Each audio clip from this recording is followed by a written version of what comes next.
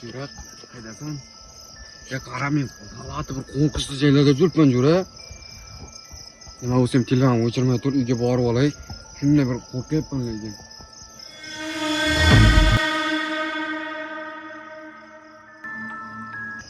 Qay ketdi? Jurat, hozir nima bitta narsa ko'rdim hozir. Oy. Kimsan?